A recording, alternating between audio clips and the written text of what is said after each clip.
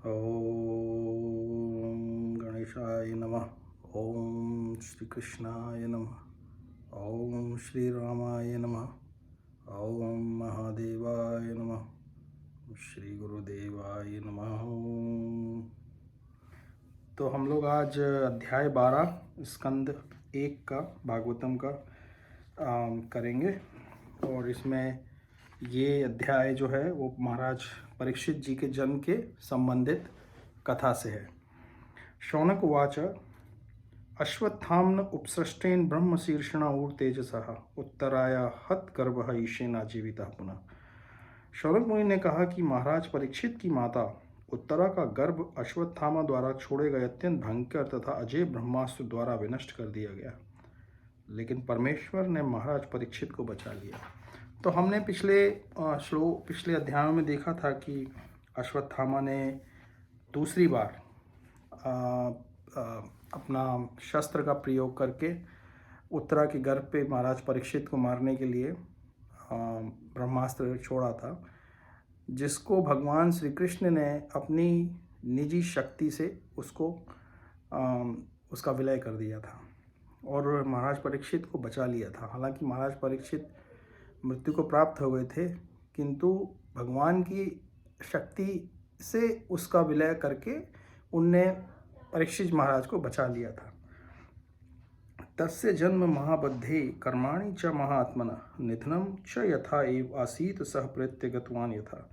अत्यंत बुद्धिमान तथा महान भक्त महाराज परीक्षित उस गर्भ में कैसे उत्पन्न हुए, उनकी मृत्यु किस तरह से हुई और मृत्यु के बाद उन्होंने कौन सी गति प्राप्त की। तद इदम श्रोतुमिच्छामि गदितुम यदि मन्यसे ब्रूहि न श्रद्धानाम यस्य ज्ञानम आदात शुका। हम सभी अत्यंत आदर पूर्वक उन महाराज परीक्षित के विषय में सुनना चाहते हैं जिन्हें सुखदेव गोस्वामी ने दिव्य ज्ञान प्रदान किया था। कृपया हमें इस विषय में बताएं। तो यहाँ पे अब वो ये सुनना चाहते हैं कि महाराज परीक्षित की कथा के माध्यम से भगवान की लीला का श्रवण करना चाहते हैं, और दूसरा ये जानना चाहते हैं कि भगवान ने महाराज परीक्षित जो हैं उनने भगवान की कथा का मात्र श्रवण करके 7 दिन की कथा का श्रवण करके मोक्ष को प्राप्त कर लिया, भगवत धाम प्राप्त कर लिया। तो ये हम सब लोगों के लिए बहुत महत्वपूर्ण विषय है, क्योंकि महाराज परीक्षित ऐसा नहीं था कि पूरे समय भगवान की भक्ति करते थे। महाराज थे, अपना गृहस्थ थे, अपना जीवन चला रहे थे। एक महाराज थे तो साधारण मनुष्यों की तरह ही उनका आचरण विचरण था, लेकिन उनकी इस अवस्था को देख के, हमारी जैसी अवस्थाएं उनको देख के ये कल्पना कर पाना कि उनको मोक्ष की प्राप्ति होगी, ये जैसे एक मनुष्य, साधारण मनुष्य है, उसको हम देखते हैं और सोचते हैं कि क्या इनको मोक्ष प्राप्त हो सकता है, तो कोई बोलेगा कि नहीं हो सकता। क्यों? क्योंकि साधारण जीवन जी रहे। ऐसा तो है नहीं कि कुछ भले ज्ञान के विषय में भगवत चर्चा करते रहते हो या भगवान की चर्चा करते रहते हो पूरे समय, ऐसा तो था नहीं, है ना। वो अपना राजपाट चला रहे थे, यहाँ तक कि उनसे अधर्म भी हो गया था और कलयुग तो आ चुका था, कलयुग को प्रवेश भी कर गया था, कलयुग उस समय भगवान के जाने के बाद। तो ऐसी अवस्था में ऐसे लोगों के लिए क्या भगवत प्राप्ति संभव है? ये है, मतलब इससे ये माध्यम से हमें यही पता चलता है कि हमें हतोत्साहित होने की आवश्यकता नहीं है। हम साधारण मनुष्य हैं तो हमें दुखी होने की आवश्यकता नहीं है, या ऐसा महसूस करने की आवश्यकता नहीं है कि हमने अपना जीवन निकाल दिया, हमने अपने जीवन में भगवान का स्मरण नहीं किया, कथा श्रवण नहीं की, भगवान के प्रति कभी हमें प्रेम उत्पन्न नहीं हुआ, तो हमारा कुछ नहीं हो सकता। हमने अपने जीवन में धर्म के अनुसार जीवन को नहीं जिया, हमसे कुछ अच्छे बुरे कर्म होते रहे समय के अनुसार, तो ऐसे दुखी होने की आवश्यकता नहीं है। इससे हम लोगों को एक बहुत अच्छा संदेश भी मिलता है। तो ये कथा आगे हम कुछ 20 का वो करते हैं। हम सभी अत्यंत आदर पूर्वक उन महाराज के विषय में सुनना चाहते हैं जिन्हें सुखदेव गोस्वामी ने दिव्य ज्ञान प्रदान किया था। कृपया हमें इस विषय में बताएं। तो सूत जी बोलते हैं, सूत उवाच अपीपलतः धर्मराज पितृव्रत रंजयन प्रजा निस्पृह सर्व कामेभ्यम कृष्णपाद अनुसेवया। श्री सूत गोस्वामी ने कहा कि सम्राट युधिष्ठिर ने अपने राज्यकाल में सबों के ऊपर उदारतापूर्वक शासन चलाया। वे उनके पिता तुल्य ही थे। उन्हें कोई व्यक्तिगत आकांक्षा न थी और भगवान श्री कृष्ण के चरण कमलों की निरंतर सेवा करते रहने के कारण वे सभी प्रकार के इंद्रिय तृप्तियों से विरक्त थे। संपदा कृतवा लोका महिषी भ्रातर मही जम्बुदीप अधिपत्यम च पयशः च त्रिदिवम गतम। महाराज युधिष्ठिर की सांसारिक उपलब्धियों सद्गति प्राप्त करने के लिए किए जाने वाले यज्ञों, उनकी महारानी, उनके पराक्रमी भाइयों, उनके विस्तृत भूभाग, पृथ्वी ग्रह तथा उनका सार्वभौम आधिपत्य तथा उनकी ख्याति आदि के समाचार स्वर्ग लोक तक पहुँच गए। किम ते कामः सुर स्पृहा मुकुंद मनसः द्विजा अधि जम्हू मुदम भाग्यश्रुति तस्य यथा इतरे। हे ब्राह्मणों, राजा का ऐश्वर्य इतना मोहक था कि स्वर्ग के निवासी भी उनकी आकांक्षा करने लगे थे, लेकिन चूंकि भगवान की सेवा में तल्लीन रहते थे अतः उन्हें भगवान की सेवा के अतिरिक्त कुछ भी तुष्ट नहीं कर पाता था। मातु गर्भ गतः वीर स तदा भृगुनंदन ददर्श पुरुषम कंचित दह्यमानम अस्त्र तेजसा। हे भृगुपुत्र, जब महान योद्धा बालक परीक्षित अपनी माता उत्तरा के गर्भ में थे और ब्रह्मास्त्र के ज्वलन ताप से पीड़ित थे तो उन्होंने परमेश्वर को अपनी ओर आते देखा। अंगुष्ठ मात्रम अबलम स्फुरत पुरट मौलिनम अपि व्यदर्शनम श्यामम तड़ित वाससम अच्युतम। वे भगवान केवल अंगूठे जितने ऊंचे थे किंतु वे पूर्णतः दिव्य थे। उनका शरीर अत्यंत सुंदर श्याम वर्ण का तथा अच्युत था और उनका वस्त्र बिजली के समान चमचमाता पीतवर्ण का था और उनका मुकुट दैदीप्यमान सोने का था। बालक ने उन्हें इस रूप में देखा। श्रीमद दीर्घ चाहुबहम तप्त कंचन कुंडलम शतम अक्षम गदा पाणिम आत्मनम सर्व तोदिशम परिभ्रंतम मूलकामहाम भ्राम्यंतम गदाम मुहु। भगवान 4 भुजाओं से युक्त थे। उनके कुंडल सोने के थे तथा आंखें क्रोध से रक्त जैसी लाल थी। जब वे चारों ओर घूमने लगे तो उनकी गदा उनके चारों ओर से गिरते उल्का की भांति निरंतर चक्कर लगाने लगी। अस्त्र तेज स्वगदया निहारम इव गोपीता विंदमंतम सन्निकर्षे पक्षयत कहा इतिहासो। भगवान उन ब्रह्मास्त्र के तेज को विनष्ट करने में इस प्रकार संलग्न थे जिस प्रकार सूर्य ओस की बूंदों को उड़ा देता है। वह बालक को दिखाई पड़े तो वह सोचने लगा कि वे कौन थे। विधूय तत् अमेयात्मा भगवान धर्मग विभूमिष्टः दशमासस्य तत्र एव अंतदधे हरि। इस प्रकार बालक के देखते देखते प्रत्येक जीव के परमात्मा तथा धर्म के पालक पूर्ण पुरुषोत्तम भगवान, जो सारी दिशा में व्याप्त हैं और काल तथा देश की सीमाओं से परे हैं, तुरंत अंतर्धान हो गए तथा सर्वगुण उदर उदर के स अनुकूल ग्रहोदय यज्ञे वंशधर पांडव भूय पांडु ओजसा। तत्पश्चात जब क्रमशः सारी राशि तथा नक्षत्रों से शुभ लक्षण हो आए तब पांडु के उत्तराधिकारी ने जन्म लिया जो पराक्रम में उन्हीं के समान होगा। तो यहाँ पे इनकी कथा में भगवान ने उनको बचा लिया और भगवान, क्योंकि यहाँ पे उन लोगों ने परिमाप भी बताया हुआ है भगवान का कि भगवान एक अंगुष्ठ के ऊंचे उनका चतुर्भुज रूप है, चक्र गदा उनने धारण किया हुआ है, पद्म धारण किया हुआ है, शंख धारण किया हुआ है, 4 भुजाएं हैं, उनका पीत वस्त्र पहना हुआ है, उनको वनमाला उनके गले में विभूषित है, मकर के कुंडल उनके कानों में है और श्रीवत्स का चिन्ह उनके हृदय के स्थान में है और जहाँ माता लक्ष्मी का निवास है। तो इस तरह से उनने करधनी पहनी हुई है। उनके एक हाथ में चक्र है, एक हाथ में गदा है, एक हाथ में शंख है और एक हाथ में कमल का फूल पद्म है।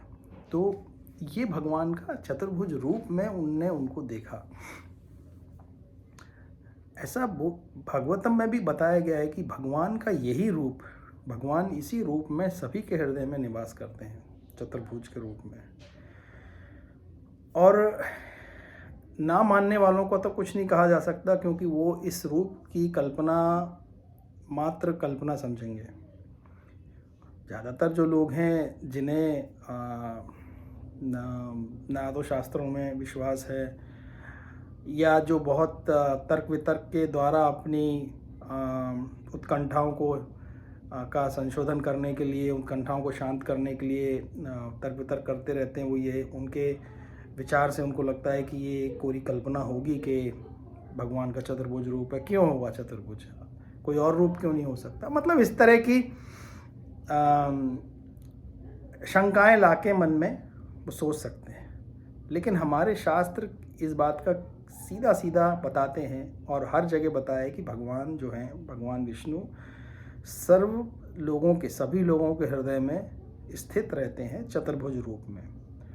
और वो भक्त के, जो उनके भक्त हैं, जो भक्ति से अपने हृदय के अंदर अपनी भक्ति के द्वारा अपने अवगुणों का मंथन करते हुए अवगुणों को जब मत डालते हैं, तो उस मत डालने से, जैसे दूध को मत डालने से घी अपने आप निकल आता है स्वतः ही, ऐसे भक्ति करते करते चित्त की वृत्तियों को भक्ति में जब लगा देते हैं, तो वो एक प्रकार से मत्थन हो रहा है उसका। चित्त के अंदर अपन बार बार भगवान का स्मरण करते रहेंगे, भगवान का चिंतन करते रहेंगे, भगवान के बारे में चर्चा करते रहेंगे, धर्म के ऊपर विचार करते रहेंगे, या ये क्या हो रहा है, हमारे चित्त की जितनी भी वृत्तियां हैं वो संसार की ओर से हटके भगवत विषयों में लगी हुई है। और भगवत विषयों में लगने से क्या होता है, चित्त जो है संसार से क्योंकि हट गया है, तो उसकी वृत्तियां शांत होने लगती हैं। जब वृत्तियां शांत होती हैं तो एक प्रकार से वो मथने की तरह मथ रहा है। तो उससे क्या होता है कि धीरे धीरे धीरे धीरे जो हमारे संशय है हृदय के अंदर, वो छिन्न भिन्न होने लगते हैं। हमारे पूर्व जन्मों की जितनी जो भी भार हमारे ऊपर है, हमारे चित्त में जमा हुआ है, वो हटने लगता है। तो वो हटने लगता है तो भगवान का हमको, भगवान स्वयं इसमें मदद करते हैं, तो भगवान का उनको दर्शन होने लगता है भक्तों को अपने हृदय में ही।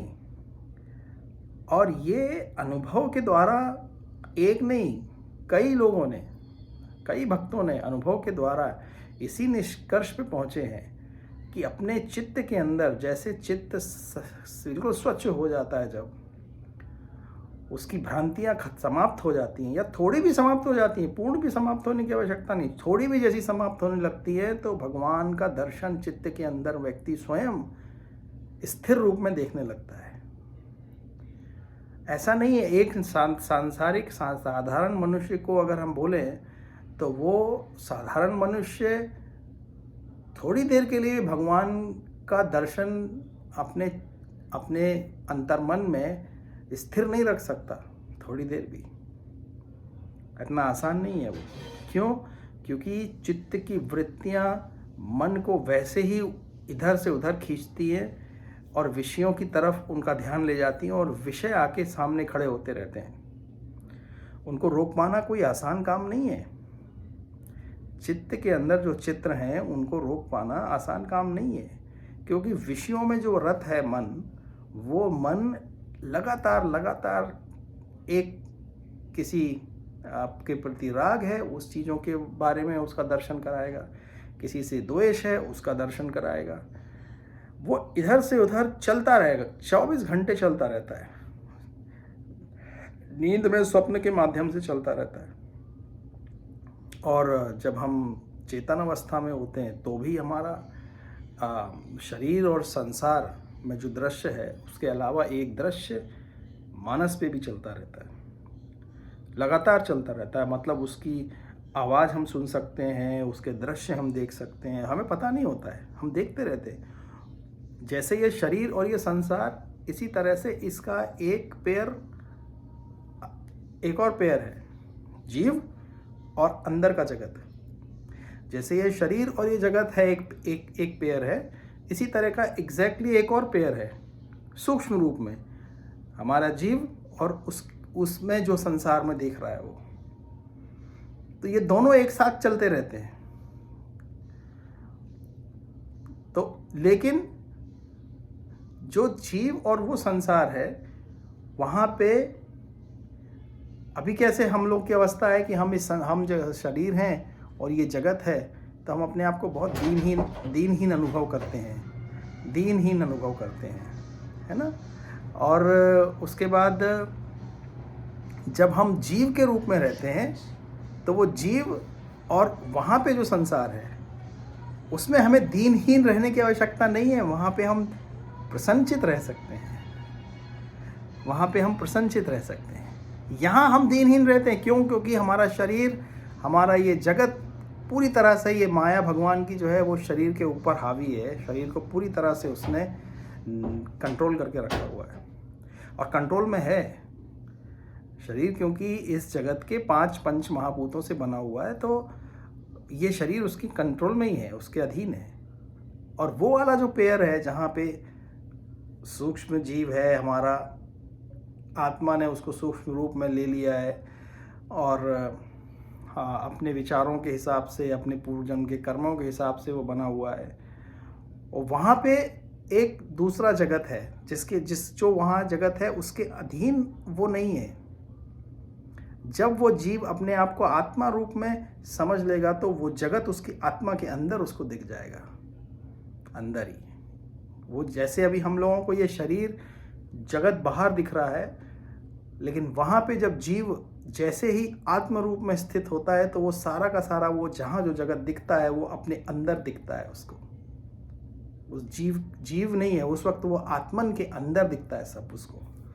और वो आत्मन के अंदर ये शरीर, ये बाहर का जगत भी दिखता है, सब कुछ दिखता है। तो वहाँ पे हमको संभव है वहाँ पे देखना। वहाँ पे इसी तरह से जब हम जीव जो है आत्म रूप में स्थित हो जाता है, और आत्म रूप में स्थित करने का एक तरीका भक्ति है, भगवान का स्मरण है, जिससे मन के अंदर की जो दृश्य हैं उनको स्थिर रूप में देखने के लिए, तो भगवान का दर्शन वहाँ पे स्थिर रूप में हमको दिखने लगेगा धीरे धीरे, और स्थिर दिखेगा, अस्थिर नहीं रहेगा, स्थिर दिखेगा। भगवान साक्षात स्वयं अपने आप, अब ये कोई बोले कि मैं क्रिश्चियन हूँ, मैं मुसलमान हूँ, या मैं कोई और धर्म का हूँ और मैं नहीं मानता हूँ, तो अगर आप नहीं मानते हो तो आप क्यों दिखेंगे? सीधी सी बात है ना। जो आप मानोगे वही दिखेगा। आप भगवान को चतुर्भुज रूप में मानोगे तो वैसे दिखेंगे। अगर आप भगवान को मनुष्य रूप में नहीं मानते तो भगवान मन है ही नहीं, तो वो दिखेंगे ही नहीं।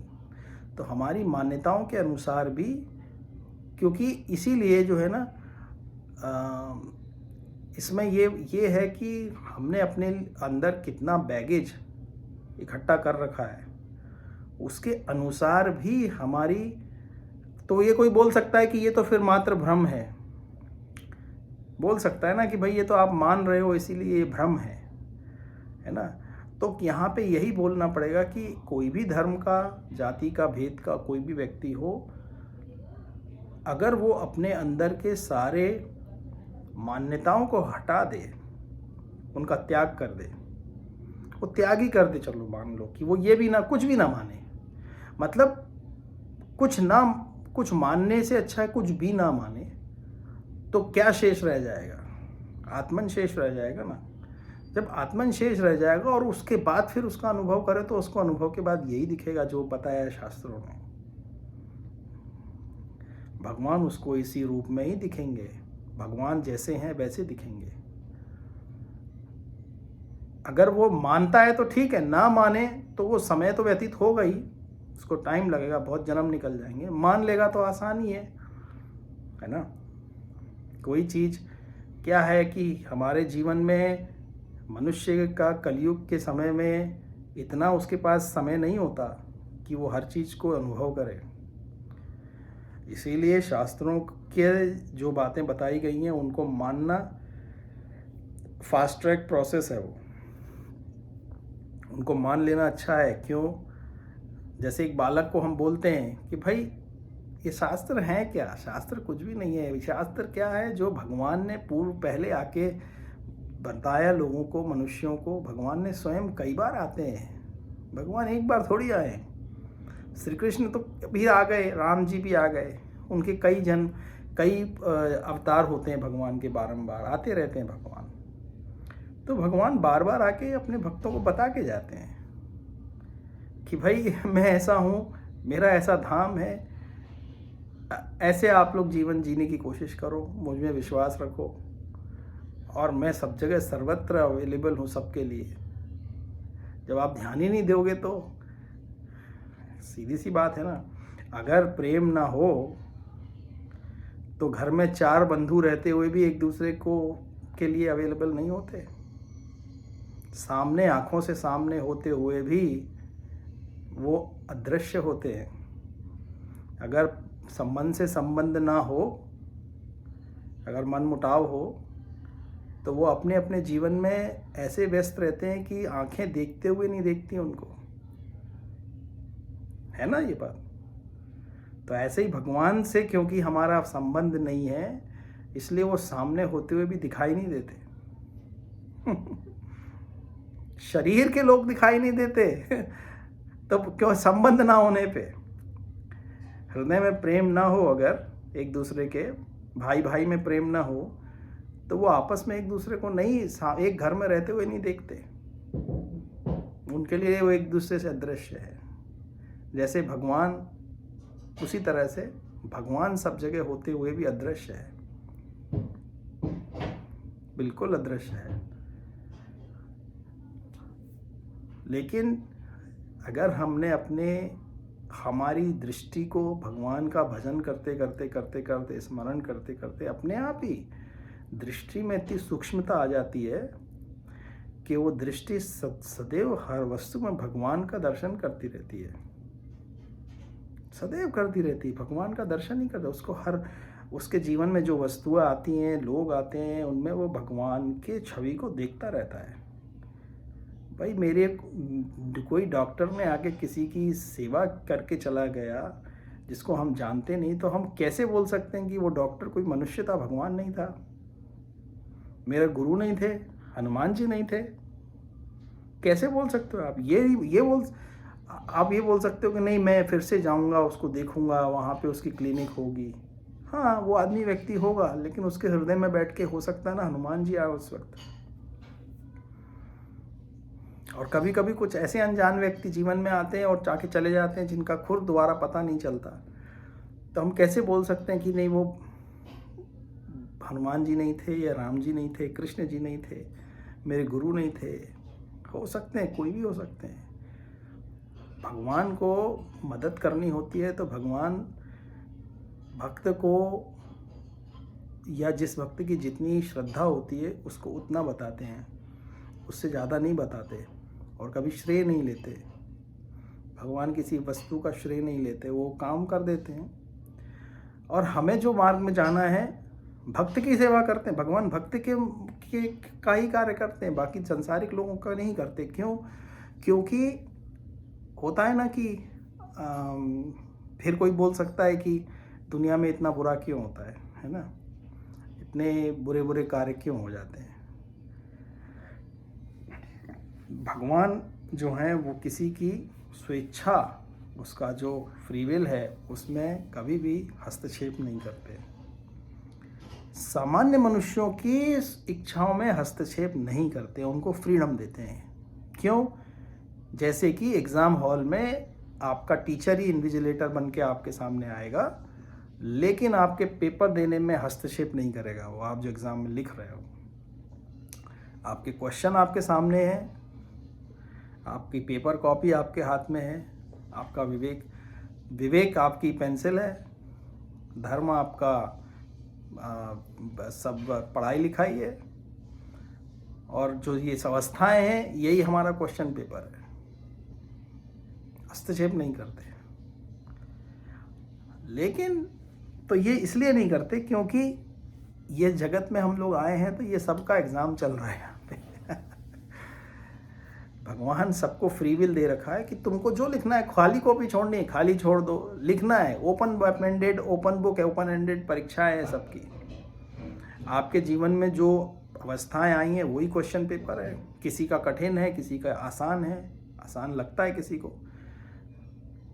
और जो निर्णय आप लेते हो अपने जीवन जीते हुए, वो निर्णय ही आपके उत्तर हैं।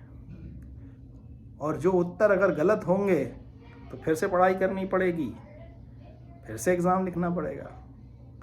और उत्तर अगर सही लिख देंगे, उत्तर सही आएंगे, तो हो सकता है कि ऐसा लगे कि यार ये कठिन उत्तर है, क्योंकि जी के चलना पड़ता है ना। यहाँ की परीक्षा जी के जीनी है, केवल कॉपी पेंसिल भी तो नहीं लिख देनी है। तो फिर दोबारा उसकी परीक्षा नहीं होगी। इसलिए किसी किसी की परीक्षाएं इसलिए कठिन होती हैं कि पूर्व जन्म का किया हुआ कोई गलत कर्म वो फिर से सामने आएगा, फिर से वो परीक्षा होगी। उस परीक्षा में आप फिर से आपको निर्णय लेना है कि अब आप इससे मुक्त हो जाना चाहते हो या आप इससे आगे शाखा को बढ़ाना चाहते हो। तुलसीदास जी से बोलते हैं ना कि को करे तर्क बढ़ावे शाखा, है ना। कि मतलब तर्क वितर्क से आप, या कोई जीवन में आया, किसी से कोई हमारा लेना देना हुआ, किसी ने हमारा कुछ ले लिया, कोई चला गया, कुछ दे के चला गया, तो लोग उसके पीछे पड़ जाएंगे या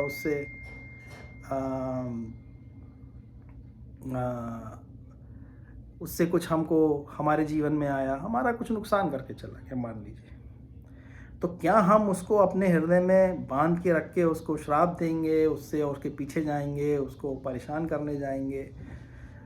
तो हमको इस दृष्टि से देखना रहता है कि ये अवस्था मेरे जीवन में आई है, कोई व्यक्ति कोई गलत मेरे नुकसान करके चला गया है, मेरे जीवन से चला गया है वो, तो आप मुझे माफ़ कर दें, मैं कर देना है उसको, किसी को भी। मेरा अब उससे सब कुछ लेना देना नहीं है, ख़त्म हो गया। इस दृष्टि से हम जब कार्य कर्म करेंगे तो हमको स्वतः ही हृदय में शांति रहेगी। हमारा चित्त जो है उस वो जो अवस्था उत्पन्न हुई, उससे उत्पन्न होने के बाद उसके जो फल आ रहे हैं, उनको हम पकड़ के अगर अपने हृदय में धारण कर लेंगे तो वो हमारा हिस्सा हो जाएंगे और वो एक आगे आने वाले फलों के बीज बन जाएंगे। तो वो हमें छोड़ देने हैं। हमारे चित्त को भी की तरलता बढ़ाते जानी है कि हमें भगवान के अलावा और कुछ नहीं। अवस्थाएं आज आई थी, चली गई, ख़त्म हो गया, कल की बात ख़त्म, कल चला गया, जैसे कभी कुछ हुआ ही नहीं, है ना। तो ऐसे अगर हम लोग अपना जीवन क्यों, और ये संभव हो पाता है भगवान के भजन से, स्मरण से संभव हो पाता है। तो ये अवस्था से हम भगवान के उस स्वरूप को भी देख सकते हैं जो स्वरूप भगवान ने यहाँ बताया है कि उनने, परीक्षित महाराज ने देखा कि भगवान का चतुर्भुज रूप है वो। अब कोई बोले कि भाई भगवान चक्र ही क्यों धारण करते हैं, शंख का क्या महत्व है और गदा का क्या महत्व है, पुष्प का क्या महत्व है सबका, है ना। हमने पहले भी एक बार इसके ऊपर विषय पे थोड़ा सा चिंतन किया था कि अगर आप देखें कि जो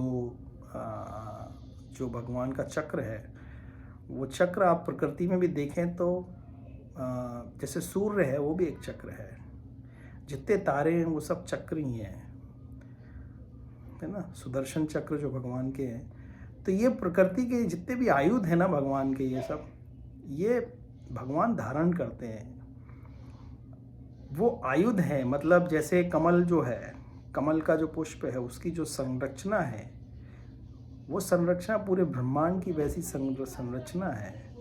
तो वो उस तरह से पुष्प जो है वो दर्शा रहा है, पुष्प की तरह ही। और कमल का ही पुष्प क्यों है, क्योंकि कमल के पुष्प के अंदर कुछ विशेष, जैसे उसके ऊपर पानी की कण ठहर नहीं पाती है, कमल अलिप्त रहता है ना। कमल कीचड़ में होते हुए भी अलिप्त रहता है कीचड़ से, मतलब उसके अंदर और भी इसका कुछ महत्व होगा जिसको हम अभी नहीं जानते हैं। लेकिन अगर हम अपने लॉजिक से ही सोचें, अपने विवेक से ही सोचें, तो हमें ऐसा लगेगा कि ये सारा ब्रह्मांड के जितना भी सामग्री है भगवान के आयुध हैं वो, और वो भगवान ने धारण किए हुए हैं। शंख है, अगर आप देखें शंख की ध्वनि जो है, शंख को अगर कान पे लगा के भी हम लोग देखते हैं तो उसके अंदर जो उसकी ध्वनि है ना, ओम की ध्वनि निकलती रहती है उसमें से। इकलौता एक वो ही ऐसा यंत्र है शंख। कोई बना नहीं सकता शंख को। शंख नेचुरली बनते हैं, प्राकृतिक रूप से बनते हैं। उनके अंदर जो ध्वनि है, और अगर आप बजाते हो उसको तो उसकी जो ध्वनि निकलती है वो वही ध्वनि है जो ब्रह्मांड की ध्वनि है। ऐसा नहीं है, ब्रह्मांड में कहीं पे भी चले जाएं हम, मार्स पे चले जाएं, मंगल पे चले जाएं, सूर्य पे चले, कहीं पे भी चले जाएं, ब्रह्मांड में डीप स्पेस में भी चले जाएं, तो वो ध्वनि विद्यमान रहती है, वो ओम की।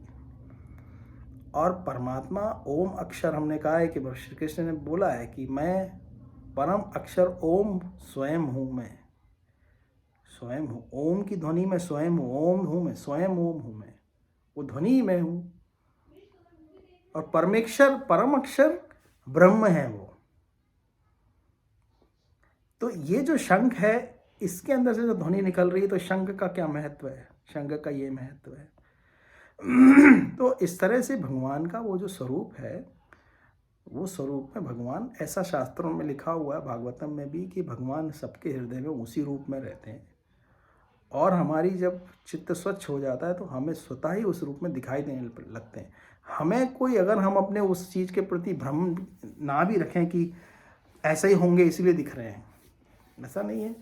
जो इन्होंने इसका अनुभव किया हुआ है, वो सब ने अनुभव के आधार पे ये बताया हुआ है कि भगवान जो है उसी रूप में सबको दिखाई देते हैं। बाकी तो भगवान कोई भी रूप रख सकते हैं, ऐसा कुछ भी नहीं है।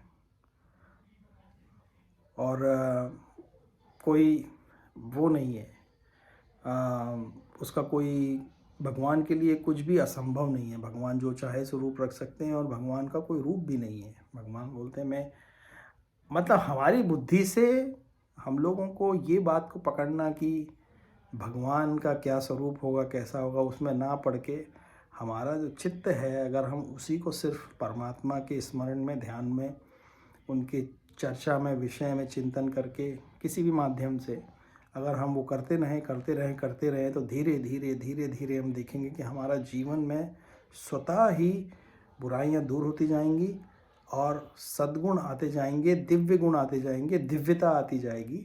भगवान की जितनी दिव्य शक्तियाँ हैं, उनका अपने आप ही हमको कृपा प्राप्त होने लगेगी, अपने आप होने लगेगी। मात्र इतना करने से, हमें कुछ करना, और कुछ नहीं करना है। अपना जीवन जीते जीते बस इतना ही करना है। तो ये बड़ा आसान तरीका भी है, ये बड़ा आसान तरीका, और किसी के लिए भी है। तो महाराज परीक्षित जो हैं, उनको जब मात्र उनकी कथा में भी आएगा कि उनका जन्म, अभी तो यहाँ जन्म हुआ है, आगे उनके जन्म के बाद इसमें कथा आएगी कि परीक्षित जी को जो है उनसे एक गलती हो जाती है कि वो एक जंगल में जाते हैं शिकार खेलने के लिए, और वहाँ पे जो है थके हारे होते हैं, वो प्यासे हो जाते हैं। तो वो एक ऋषि जो है वहाँ पे तपस्या कर रहे होते हैं, और ऋषि को पूछते हैं पानी के लिए। ऋषि उनको क्योंकि ध्यान में रहते हैं तो ऋषि को पता नहीं होता है कि कौन आए हुए हैं। तो वहाँ एक मरा हुआ सर्प जो है उनके गले में डाल के राजा आ जाते हैं और चले जाते हैं वहाँ से। लेकिन जब ऋषि पुत्र देखते हैं उनको कि मेरे पिता के साथ राजा ने ऐसा कर दिया है, तो वो बिना विचारे राजा को जो है श्राप दे देते हैं कि 7 दिन के अंदर उनकी मृत्यु हो जाएगी। तो जब राजा वापस आते हैं, अपना मुकुट उतारते हैं, अब बोलते हैं कि जो उनका मुकुट था उसी के अंदर कलयुग बैठा हुआ था, और राजा की बुद्धि को उन्होंने भ्रष्ट कर दिया, जिसके कारण राजा से ऐसा कृत्य हो गया। अब ये जो कुछ भी है, ये सब भगवत इच्छा के अनुसार होता है।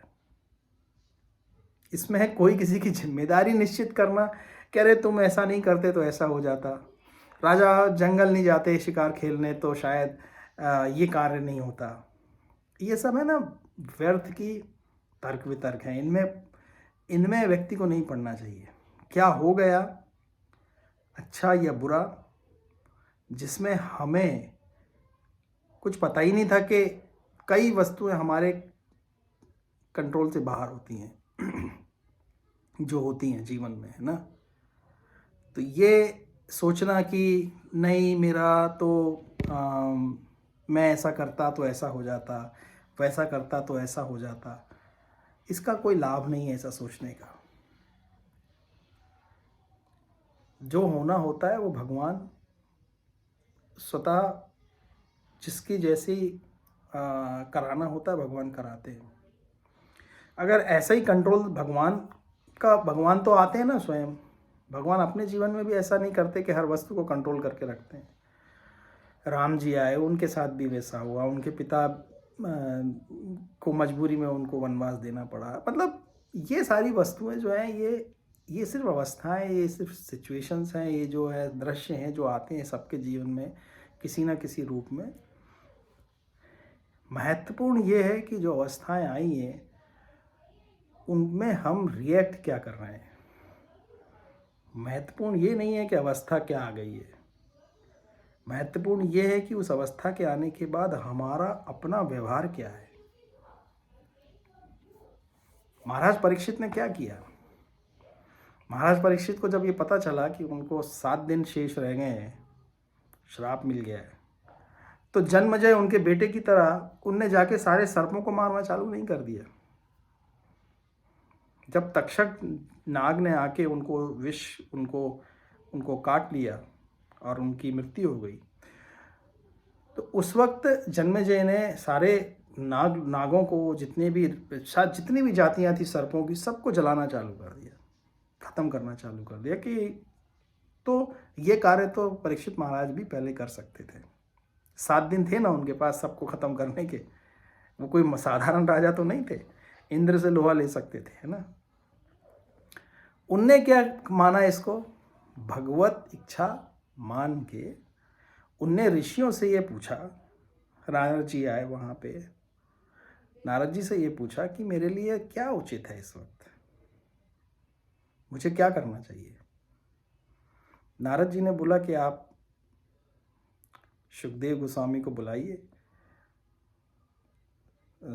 सुखदेव महाराज को बुलाइए। सुखदेव महाराज या सूत गोस्वामी को, नहीं सुखदेव महाराज, क्योंकि सुखदेव महाराज सूत गोस्वामी ने, हाँ, उनको बुलाइए और आप है ना भगवत कथा का श्रवण कीजिए।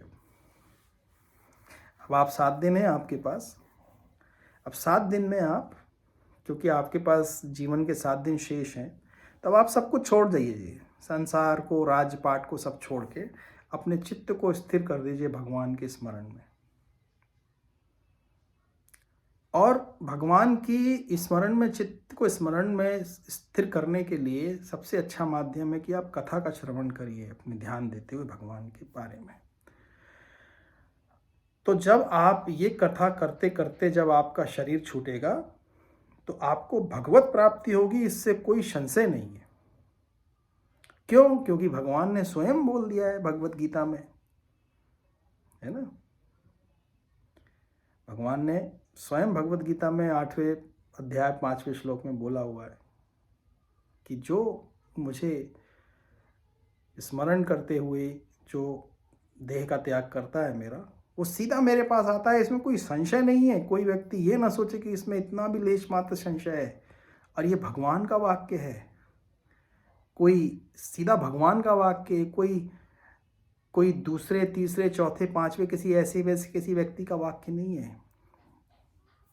भगवान ने बोल दिया, और किसी को डाउट ना हो उसके लिए भी ये बोल दिया कि और इसमें कोई संशय नहीं है।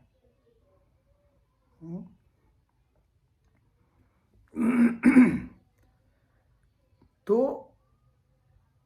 नारद जी क्योंकि भगवान के इतने बड़े भक्त हैं, उनने सबसे उचित, ज़्यादा जो व्यक्ति मरने वाला है और ना भी मरने वाला हो, सबको तो एक आध दिन मरना ही है, आपको, मेरे को, सबको जाना है, समय का निश्चित नहीं है। उनकी समय की निश्चित हो गई सीमा, लेकिन हम लोगों की समय अभी हमको मालूम नहीं है। समय निश्चित नहीं है, मालूम नहीं है, लेकिन जाना तो है, ये तो मालूम है। तो जो बात परीक्षित महाराज के ऊपर लागू हुई, वही बात हमारे ऊपर भी लागू होती है, सीधी सीधी, है ना। कि अगर उनने, परीक्षित महाराज ने ये पूछा कि मेरे लिए सबसे उत्तम क्या है, और जब परीक्षित महाराज ने ये बोला मेरे लिए उत्तम है क्या है, तो उनने वही बात बताई जो सबके लिए उत्तम है। कोई एक परीक्षित महाराज के लिए नहीं, पूरी मनुष्य जाति के लिए उत्तम है। उन्होंने यही बोला कि आप जो है भगवान की कथा का पूर्ण मन को एकाग्र करके भगवान की कथा का श्रवण कीजिए। उन्होंने ये नहीं बोला कि आप जाके मेडिटेशन करिए, आप जाके ज्ञान की बातें करिए, आप जाके कुछ नहीं बोला उन्होंने। सीधी सीधी एक बात बोल दी, 100 बात की एक बात। आप चित्त को स्थिर करके भगवान की कथा का श्रवण कीजिए। और किससे कीजिए? उनसे कीजिए जो कि भगवान के कथा का निरंतर श्रवण, निरंतर वाचन करते हैं, निरंतर श्रवण करते हैं, और जो भगवान के विषय में गुह्य तत्वों को जानते हैं। भगवान के विषय में जो गुह्य तत्वों को जानते हैं, उनसे आप कथा का श्रवण कीजिए। और वो सुखदेव गोस्वामी जो हैं, वो तोते के रूप में, मतलब उनका जो जन्म हुआ था तो 12 साल तक तो वो अपनी माता के गर्भ में रहे थे, व्यासदेव के पुत्र थे, और सदैव से विरक्त थे। वो सदैव से विरक्त थे, वो संसार में आना ही नहीं चाहते थे। वो उनके विषय में अगर हम देखें तो भगवान के बहुत बड़े भक्त थे वो सुखदेव गोस्वामी जी। वो संसार में आने नहीं चाहते, लेकिन जब उनके पिता ने उनके माता पिता ने उनसे प्रार्थना की कि आप बाहर आ जाओ, तो उन्हें एक ही शर्त पे बाहर आए कि मैं किसी से कोई लिप्त नहीं होऊंगा। और फिर वो अपने बाहर आते ही जन्म लेते ही 12 साल की आयु में जन्म लिया उनने, और फिर बाहर निकल के वो विरक्त होकर जाने लग गए जंगल में। और उनके अंदर इतनी निर्मलता थी कि उनको स्त्रियां नहा रही थी जलाशय में, तो स्त्रियों, उनकी दृष्टि में स्त्रियों ने उनको, उनके अंदर भगवत तत्व को ही देखा। उनके अंदर इतना भगवान का उच्च तत्व था कि स्त्रियों की दृष्टि में उनके अंदर एक भगवान तत्व को देखा उनने, उनके पिता में नहीं देखा। उनके पिता से वो लजाने लग गई। तो उनके पिता ने ये सोचा, व्यासदेव ने, कि मैं तो इतना बूढ़ा हूं, मेरे को देख के स्त्रियों ने अपने कपड़े क्यों ढके? मेरे बालक तो तरुण अवस्था में है, अभी उसको देख के तो नहीं ढके। क्योंकि उनकी दृष्टि में नहीं। सुखदेव गोस्वामी, लोग ये बोल सकते हैं कि सुखदेव गोस्वामी की दृष्टि में निर्मलता थी, ऐसा नहीं है। सुखदेव गोस्वामी नहीं, व्यासदेव की दृष्टि में भी निर्मलता थी, वो भी हम भगवान के अवतार हैं। वो बात महत्वपूर्ण नहीं है। महत्वपूर्ण ये है कि स्त्रियों की दृष्टि में क्या था। मेरी दृष्टि में तो कुछ भी हो सकता है, लेकिन दूसरा जो मुझे देख रहा है उसकी दृष्टि में क्या वो मेरे अंदर भगवत तत्व को देख रहा है?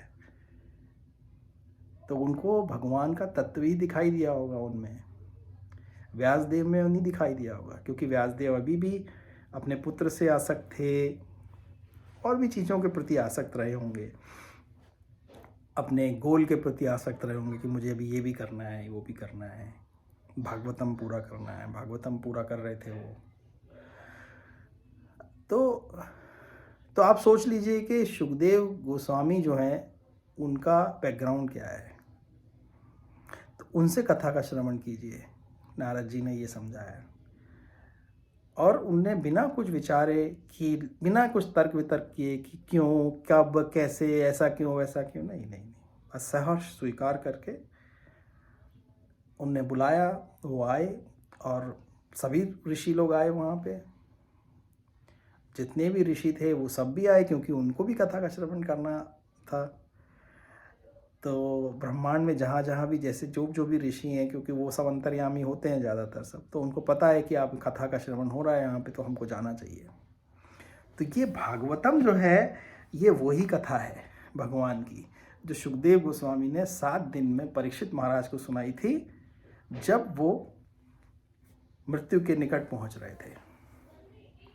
तो हम सब के लिए इसमें यही एक लेसन है कि हम जो हैं अपने जीवन को जीते हुए, हमें नहीं मालूम हमारी मृत्यु कब होगी, लेकिन हम अपने जीवन को जीते हुए, हमारे कार्यों को करते हुए, हमारा चित्त को भगवान में सदैव लगा के रखें। भगवान में सदैव, हमसे कुछ अच्छा हो रहा है तो भगवान का स्मरण करके कि चलो प्रभु आपका है, ये आपको दे दिया मैंने, अपना कोई भी कर्म है तो आपको समर्पण कर दिया। मेरे साथ कुछ अच्छा हो रहा है तो प्रभु आपकी कृपा से है, कुछ बुरा हुआ तो मेरे अपने कुछ बुरे कर्म थे प्रभु निकल गए, अच्छा किया आपने कम में निकाल दिए ना।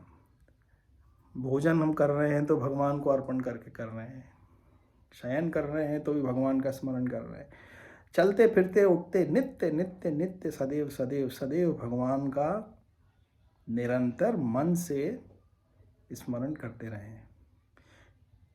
क्योंकि भगवान का स्मरण का मतलब ये नहीं कि हम उनका स्मरण कर रहे हैं। भगवान के स्मरण का मतलब है कि भगवान हमारा स्मरण कर रहे हैं। हम ये सोचते हैं कि हम भगवान का स्मरण कर रहे हैं, नहीं, ये भगवान हमारा स्मरण कर रहे हैं। जब आप ये सोच लेना, जब मैं भगवान का स्मरण करता हूँ, इसका मतलब उस क्षण पे भगवान मेरा स्मरण कर रहे हैं। ऐसा पक्की बात है ये। क्यों? क्योंकि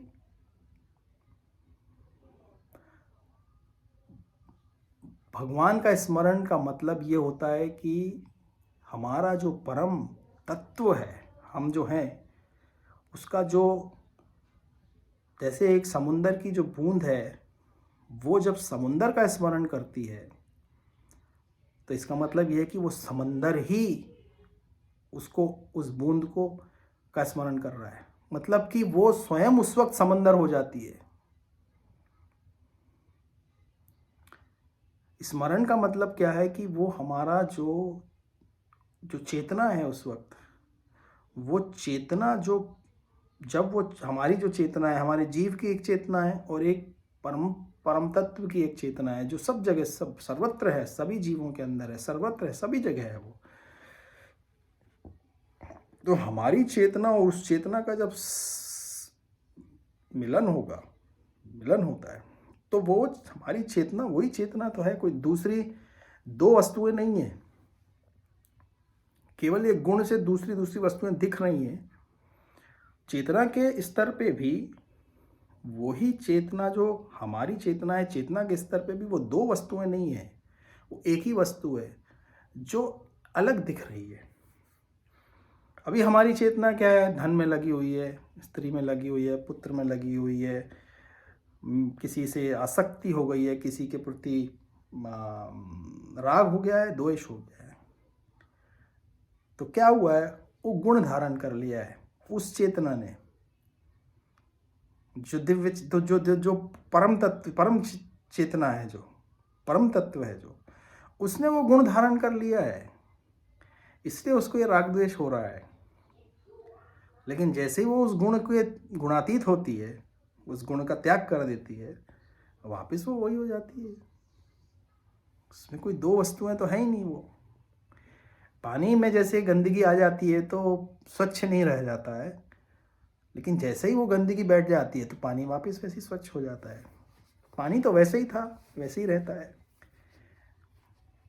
तो ये चेतना का भी ऐसा ही है। ये चेतना केवल राग द्वेष के कारण, आसक्ति के कारण, थोड़ी मलिन शब्द तो नहीं बोलना चाहिए, लेकिन थोड़ी इग्नोरेंस में चली जाती है, अज्ञान में चली जाती है। अज्ञान में जाने से वो इन वस्तुओं को सत्य मानने लगती है। अब मेरे भाई जो हैं, बंधु हैं, यही सब कुछ है, ऐसा मानने लगती है। मैं ही ये शरीर हूँ, ये मेरी संपत्ति है, मेरा, जिसको, जब ये मैं और मेरा यही माया है। लक्ष्मण जी ने राम जी से पूछा था, प्रभु माया क्या है?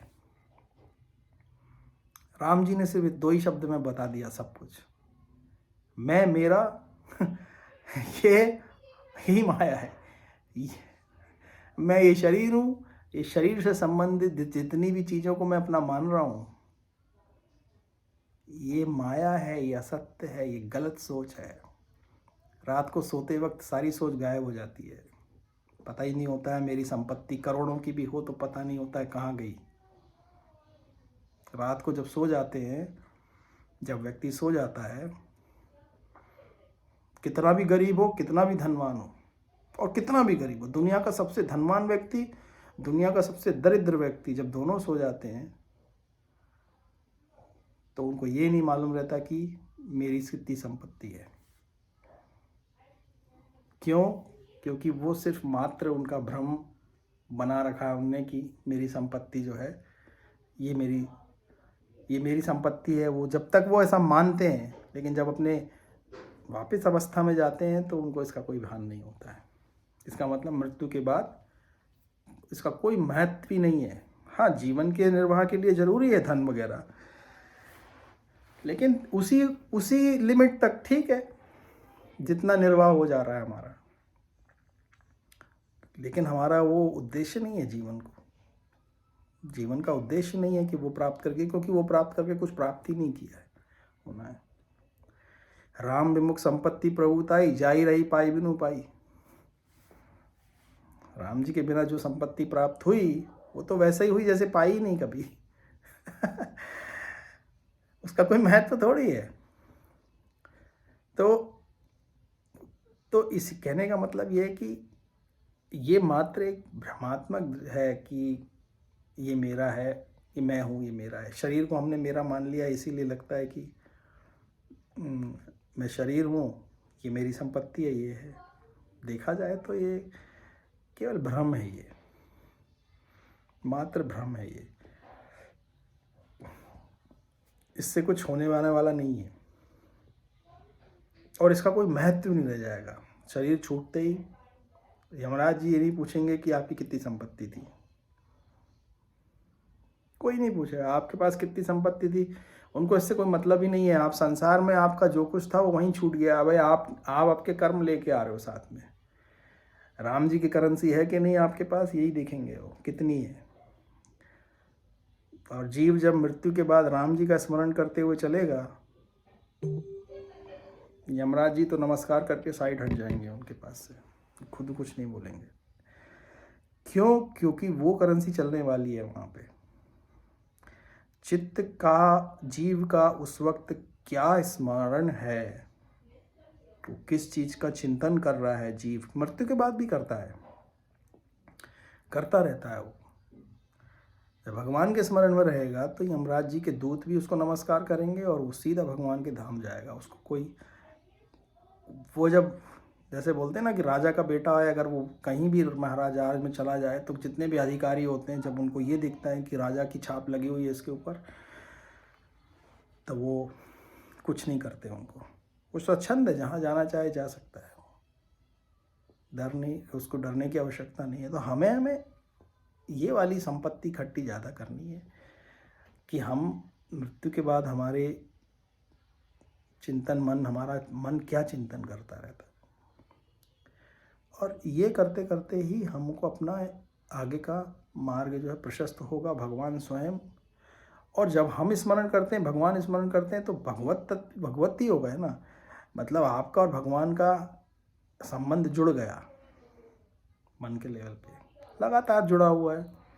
और आप ये अनुभव करके देख लो, मैं आपको बता रहा हूँ, आप लगातार स्मरण करो भगवान का और आप अनुभव करके देख लो कि आपकी इच्छा शक्ति कितनी प्रबल हो जाती है,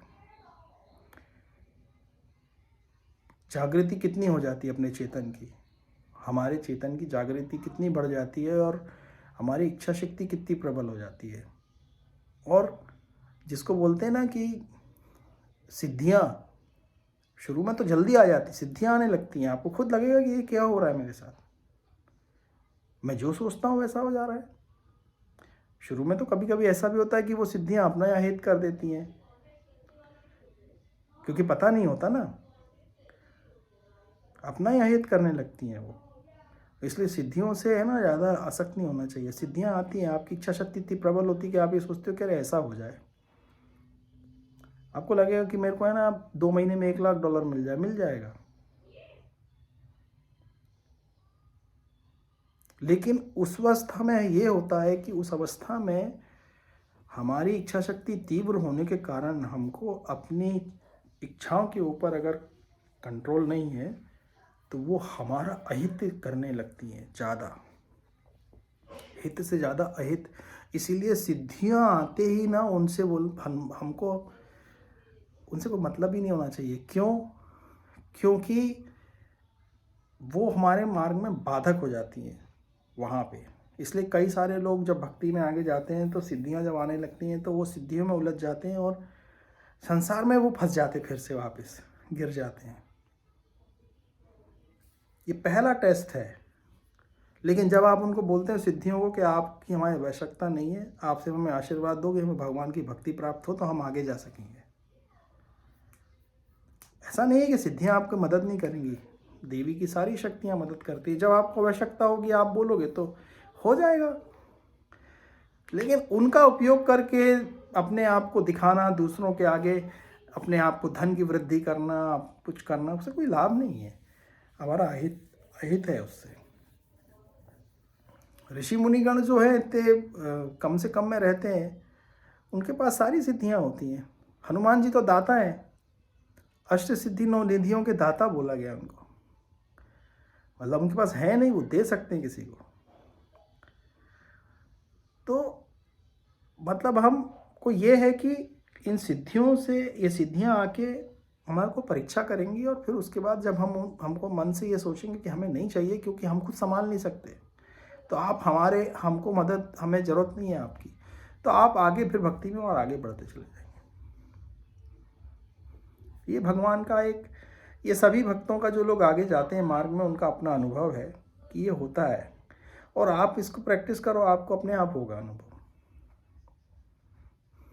अपने आप ही होगा। और कलयुग है ना, तो बहुत जल्दी होता है। आपको खुद अनुभव होगा कि आपके जो देवता हैं, देवी देवता हैं, इनको भी पता चलता है, देवियां हैं, इंद्र भगवान हैं, इनको भी पता चलता है कि भगवान के भक्त कोई कर रहे हैं भगवान का स्मरण, तो वो लोग आके भी आपको थोड़ा सा डिस्टर्ब करते हैं। लेकिन जैसे प्रहलाद महाराज को, ध्रुव जी को कुछ नहीं हुआ था, भगवान का भजन करते रहते थे, उनको ये पता ही नहीं, जितने भी आके कोशिश भी करते थे। प्रहलाद जी को तो कितनी कठिनाइयाँ, प्रहलाद जी को पता भी नहीं चलता था कि अरे मेरे बाप ने मेरे ऊपर आग लगाने के लिए मेरे को होलिका में बिठा दिया, अग्नि में जलाने के लिए, उनको तो पता भी नहीं होता था। सर्पों के कुएं में डाल दिया, हाथियों से पीछे छोड़ दिए। क्यों? क्योंकि भगवान स्वयं उनकी रक्षा करते रहते थे पूरे टाइम। तो जब हम भगवान से जुड़ जाते हैं तो हमारी जिम्मेदारी भगवान की हो जाती है, सब कुछ टेक केयर करने की, हमारी अपनी नहीं रह जाती है। और कलयुग का समय अभी ऐसा है कि हम जल्दी भगवान से जुड़ के जल्दी उनकी प्राप्ति कर सकते हैं। और हमारी अपनी कोई इच्छा तो होती नहीं कि हमें भगवान से कोई कार्य कराने हैं। हमें सिर्फ ये, हमारी प्रार्थना भगवान से यही रहती कि प्रभु हमको इस महासागर, संसार रूपी महासागर से, अब जैसे एक गाय के खुर के जितना गड्ढा होता है, वैसे उतने छोटे गड्ढे की तरह महसूस करा कि यहाँ से निकाल दो, बस हम इसमें डूब ना जाएं। ये संसार सागर जो है, हम पे अपनी कृपा करो कि हमें यहाँ से आप, और यही बोला गया है कि ये संसार महासागर जो है वो गाय के खुर के समान गड्ढे जैसा हो जाता है, उसके लिए उतना छोटा हो जाता है। जो जब भगवान की कृपा हो जाती है, भगवान उसको वहाँ से निकाल लेते हैं। नहीं तो ना जाने कितने जन्मों से हम लोग इस महासागर में डूब रहे हैं, उतर रहे हैं, और उसमें से ऊपर आने की कोशिश कर रहे हैं, ना जाने कितने जन्मों से कर रहे हैं। हमको तो पता ही नहीं है कितने अनंत जन्मों से हम लोग इस कोशिश में लगे हुए हैं, और उसकी थकान का हमें अनुभव नहीं है। हम सिर्फ अपने कर्मों के माध्यम से, हमारे चित्त की थकान का हमें अनुभव नहीं है कि हम कितने थक चुके हैं। शांति का लेश मात्र अनुभव नहीं हुआ कि शांति क्या वस्तु है, शांति किसको बोलते हैं। चित्त इतना ज़्यादा विचलित है कि वो शांति का कभी शांति का जिसने अनुभव कर लिया वो दूसरी अवस्था कुछ और चाहेगा ही नहीं। जिसने एक बार सच्ची शांति का अनुभव कर लिया, उसको जीवन में और कुछ शांति के अलावा कुछ चाहेगा ही नहीं वो। जैसे वो कविता में हमने 2 लाइन में लिखा था ना कि जीवन तो सीधी सी रेखा है और दुखों को लगभग सबने ही देखा है। शांति खोकर दुखों का निर्वहन करना मानव का सबसे बड़ा धोखा है। शांति की कीमत चुकाने का साहस किसी धन में नहीं होता है, फिर भी मनुष्य शांति को खो देता है। ये शांति धन करके एक कविता लिखी थी, बहुत साल हो गए लिखी थी एक, तो उसके 4 लाइनें हैं। शांति की कीमत चुकाने का साहस किसी धन में नहीं होता है। उससे बड़ी तो कोई धन है ही नहीं। जिसने उसका अनुभव कर लिया वो उसको ऐसे संभाल के रखेगा जैसे कोई अपनी बहुत निधि को संभाल के रखता है कि कहीं खो ना जाए, कहीं खो ना जाए, क्योंकि वो है ही वैसी वस्तु। और उसको जिसने प्राप्त कर लिया तो जीवन मुक्ति है, जीते जी। क्योंकि वही तो वस्तु है जो भगवान दे देते हैं। अपने निज भक्तों को भगवान क्या देते हैं? हम भगवान से जब प्रेम करते हैं तो हमको भगवान से क्या मिलता है रिटर्न में? शांति मिलती है, संतोष की प्राप्ति होती है। ये दिव्य गुण है, ये निधियां हैं, ये निधि है, ये निधि है। वो निधि नहीं है जिससे कुछ जाके खरीद सकते हो आप। ये निधि है। जिसको शांति प्राप्त हो गई उसको सब कुछ प्राप्त हो गया। कुछ प्राप्त करने से सब बाकी रह ही नहीं गया। स्वयं मन से आवाज आएगी कि अब मेरे को क्या प्राप्त करना है। चलो अब बंद करते हैं यहाँ पे। ओम श्री गुरुदेवाय नमः।